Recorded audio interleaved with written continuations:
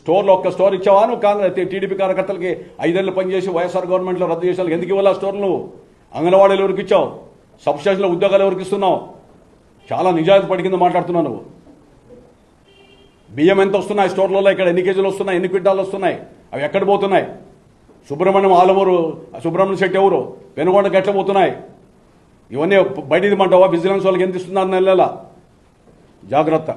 సీఏలకు చెప్పించి అందరికి కూడా 1 టౌన్ సీఏకి నువ్వు ఫోన్ చేసి ఏం మాట్లాడినా చెప్పంటావా?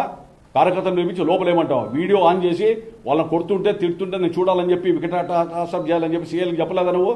ఇన్స్పెక్టర్లు వాళ్ళందరూ కూడా బాధపడుతుండలేదా? ఏం మాట్లాడతావు నువ్వు?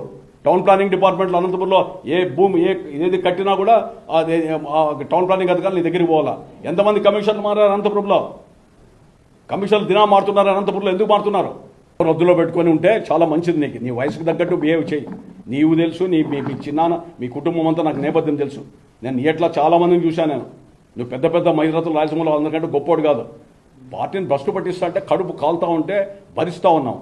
నువ్వు ఇంకా ప్రతిదికి పోయి ప్రెస్కు పోయి జిల్లా పార్టీ కార్యాలయంలో ఆ వెంకట శ్రీనివాసరావు గారి అధ్యక్షుని రమ్మని చెప్పి మీరు మాట్లాడుకొని ఎవరు నీకు స్టేట్మెంట్ ఇచ్చిన వాళ్ళు ఆ సంతకాలు పెట్టిన వాళ్ళు ఎవరు?